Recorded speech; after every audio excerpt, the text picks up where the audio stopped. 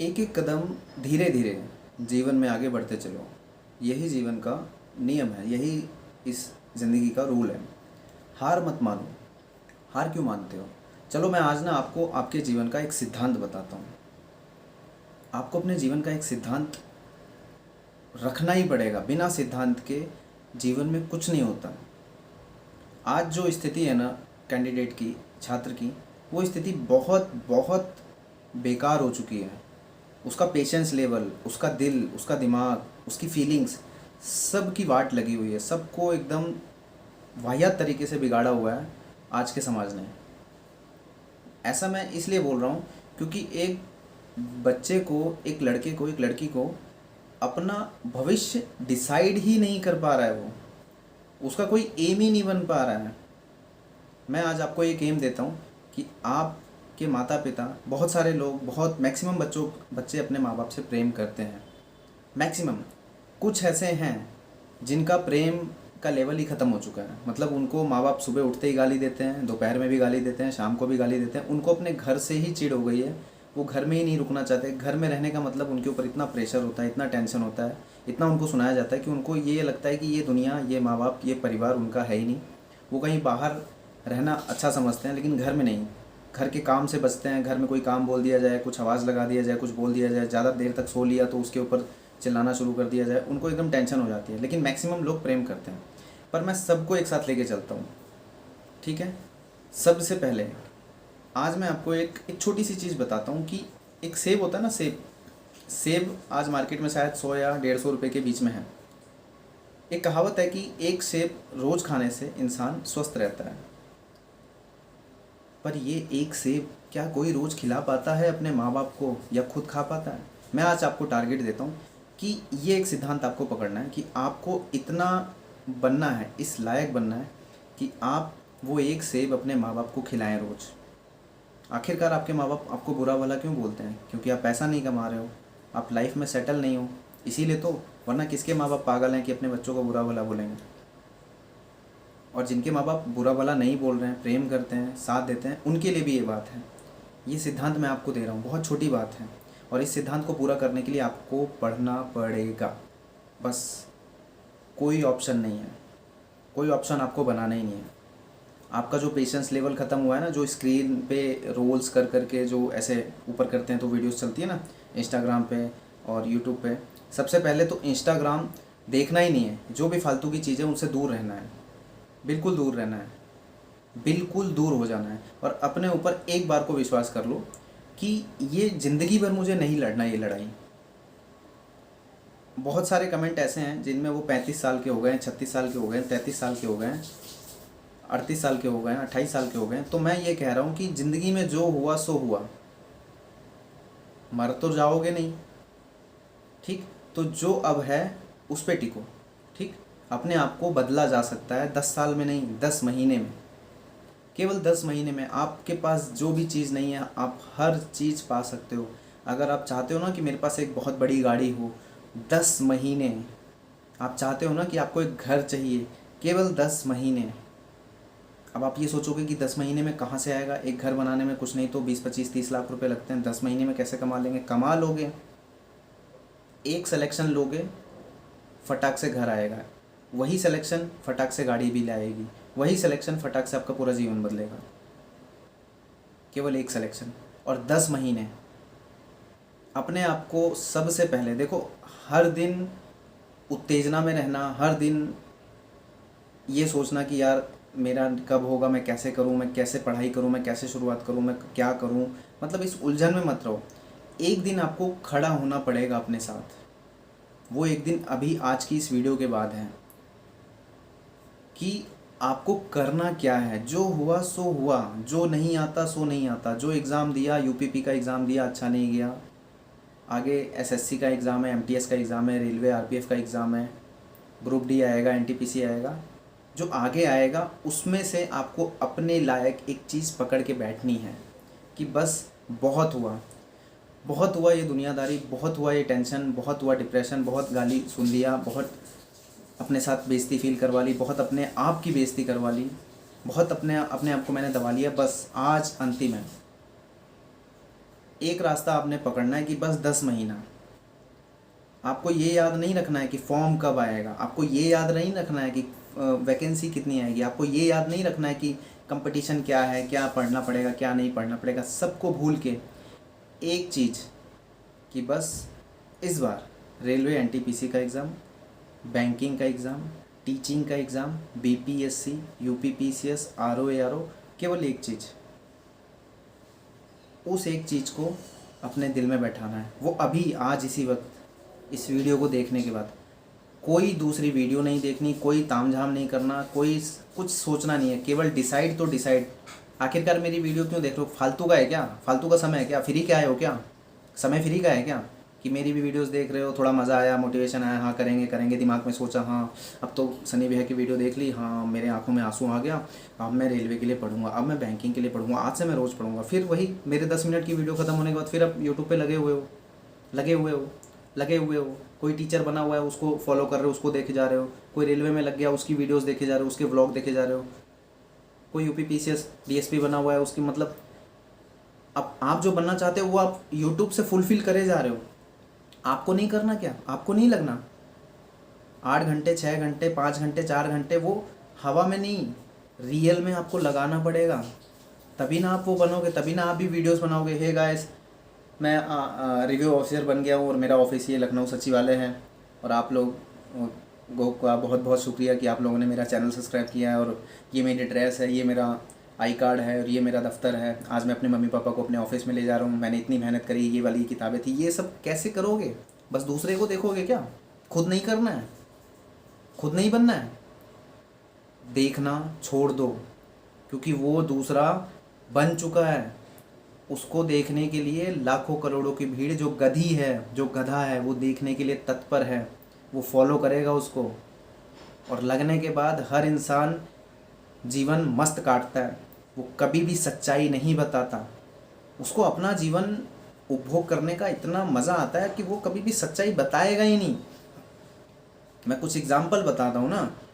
मैंने देखा कि कुछ लोग ऐसे हैं जो बढ़िया सर्विस पा लिए हैं, वो यूट्यूब पे आ रहे हैं, बता रहे हैं बहुत बढ़िया, लेकिन साथ में वो पेड टेलीग्राम बना रहे हैं, पेड कोर्स बना रहे हैं, पेड ये बना रहे हैं, पेड वो बना रहे हैं। ज़रूरत क्या है? जहाँ भी पेड आ जाए आप समझ लेना, जहाँ भी पैसा आ रहा है वहाँ समझ लेना उनका पर्सनल कुछ आहत छिपा हुआ है। वो आपको सफल नहीं बनाना चाहते, सफल तो वैसे भी हो जाएंगे। अगर किसी सेलेक्टेड आदमी को आप देख रहे हो जो आप बनना चाहते हो, मान लो किसी टीचर बनना चाहते हो, बैंक पीओ बनना चाहते हो, उसकी वीडियो अगर फॉलो कर रहे हैं, तो उसमें अगर 10 लाख लोग उसके सब्सक्राइबर हैं तो कुछ तो सिलेक्शन लेंगे, चाहे वो 10 लाख में है या नहीं है। सिलेक्शन फिक्स है, चाहे उसको देखें या नहीं देखें। लेकिन उसको देखने के बाद कुछ लोग सिलेक्शन लेते हैं तो उनको लगता है मैंने इनको फॉलो किया, मेरा सिलेक्शन हुआ। नहीं, वो आपकी मेहनत से हुआ है। और वो बंदा उस चीज़ का फ़ायदा उठाता है, वो दिखाता है कि बस मेरे पेड कोर्स से, मेरे टेलीग्राम से, मेरे पीडीएफ से आपका सिलेक्शन हुआ है, मैं ये करा सकता हूँ। नहीं, किसी का सिलेक्शन हुआ है, जब उनका सिलेक्शन हुआ था उन्होंने कोई टेलीग्राम ज्वाइन नहीं किया, उन्होंने कोई पीडीएफ नहीं खरीदा, उन्होंने केवल पुस्तकें उठाई, केवल प्रैक्टिस करी, केवल प्रीवियस ईयर लगाया। वो सच्चाई नहीं बताते हैं। तो आप क्यों उन लोगों को फॉलो करने में पगलाए हुए हो? अपना खुद का बनाओ ना, खुद का सिलेक्शन लो, खुद का चैनल खड़ा करो, खुद की वीडियोस बनाओ, खुद का बताओ, खुद का एकदम रियल बताओ।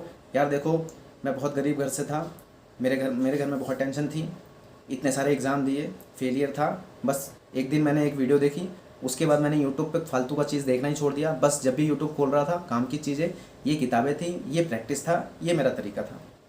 सिंपल, कोई रॉकेट साइंस है क्या? आज आप लोग खोजने पे निकले हुए हो, यूट्यूब पे एकदम लगे हुए हो, ये कैसे करें, वो कैसे करें, ये कौन सी किताब है, वो कौन सी किताब है, सबसे बेस्ट किताब कौन सी है, सबसे बेस्ट कोर्स कौन सा है। ये आप लुट रहे हो, लुटा रहे हो अपना फ्री ऑफ कॉस्ट। और अंत में इतना बेकार सिस्टम होगा ना आपके साथ, आपको इतना बेकार आपका जीवन हो जाएगा कि आपको समझ नहीं आएगा।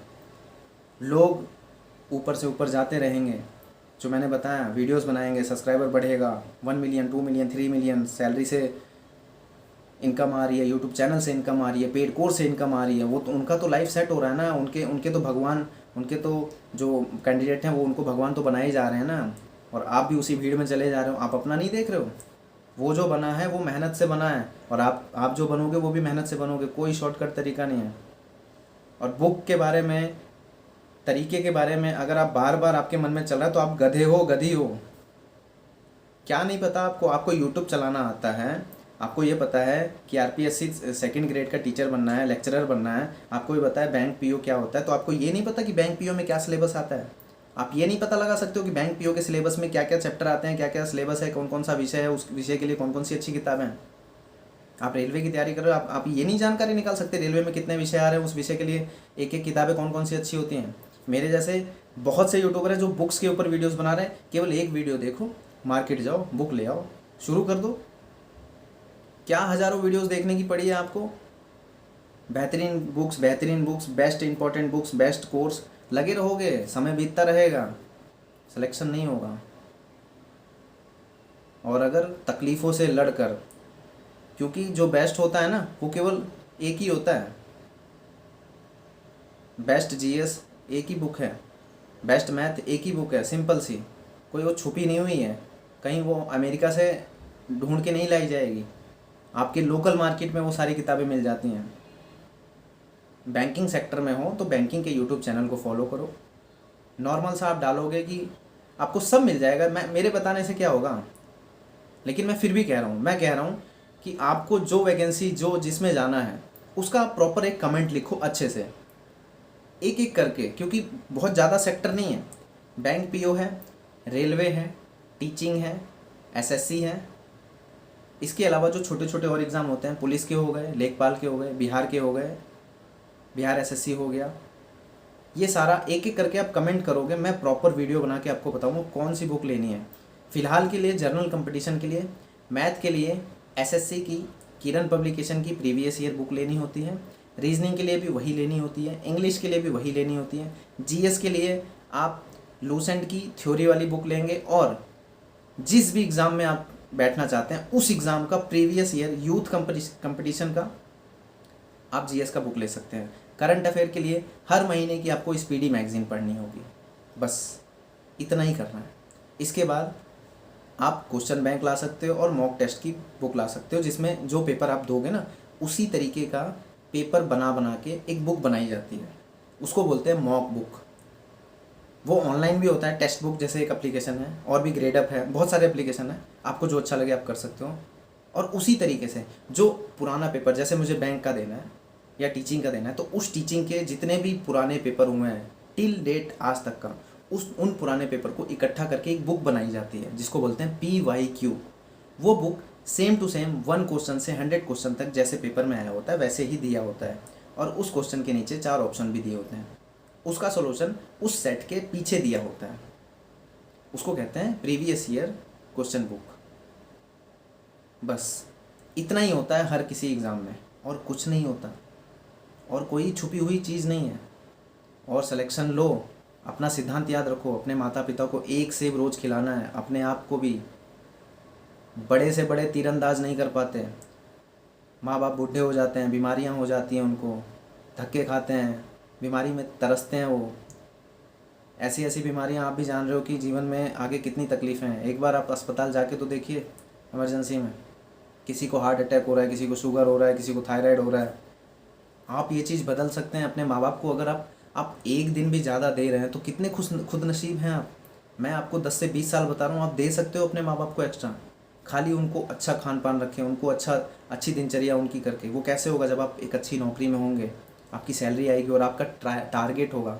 बहुत सारे लोग 1-1 लाख रुपए, 70-70 हज़ार रुपये कमा रहे हैं, लेकिन वो ये चीज़ नहीं कर रहे हैं क्योंकि उन्होंने टारगेट ही नहीं फिक्स किया था, डिसीजन ही नहीं लिया था मुझे करना क्या है। नौकरी तो लग गई, शादी हो गई, अपने बीवी बच्चों में मस्त है, माँ बाप का कोई ख्याल नहीं। 20,000 रुपये भेज दे रहे हैं, हाँ जी मम्मी, हाँ जी पापा जी, हेलो हाय, बस नमस्ते। मम्मी ने शुगर टेस्ट कराया, शुगर निकल गया, अच्छा मम्मी शुगर हो गया, कोई बात नहीं, चीनी मत खाना, चाय मत पीना, बस। जब वो उस स्टेज में आएंगे और उनके साथ उनके बच्चे करेंगे तब उनको समझ में आएगा। इसलिए ये माँ बाप दोबारा नहीं मिलेंगे। आप अभी इसी वक्त आपने देखा फॉरेन कंट्री में माँ और बाप भी एकदम हैंडसम होते हैं, बच्चे भी हैंडसम होते हैं। क्यों? आप नहीं कर सकते हो क्या? क्या वो देखने के लिए होता है क्या? मोबाइल में हम देखने के लिए, मतलब हम केवल देखने के लिए बने क्या? हम अपना जीवन वैसा नहीं बना सकते? हम अपने पापा को कार चलाना नहीं सिखाएंगे? हम अपनी मम्मी को नहीं सिखाएंगे ड्राइविंग की, मम्मी तुम कार चलाओ? क्या हम अपने मम्मी को अच्छे अच्छे कपड़े नहीं पहना सकते? उनको आईफोन 14 15 नहीं दे सकते कि मम्मी चलाइए, आता है नहीं है तो कोई बात नहीं, फ़ोन रखिए, 2 लाख का फ़ोन है, चलाइए, पापा को भी दीजिए। जब उस फ़ोन के साथ वो अपने समाज में जाएंगे, अपने रिश्तेदारों में जाएंगे, वो बस वही काफ़ी है आपका नाम करने के लिए कि भाई लड़का हो लड़की हो तो ऐसा।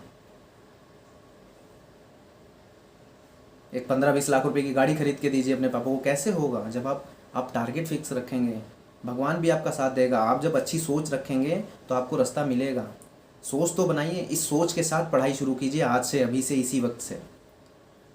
मत समय बर्बाद कीजिए, कोई आपका समय वापस नहीं ला के देगा, कोई आपकी मदद नहीं करेगा, विश्वास कीजिए। सब पैसा कमाने के चक्कर में है, आपका यूज़ होता है, यूज़ मत होने दीजिए अपना।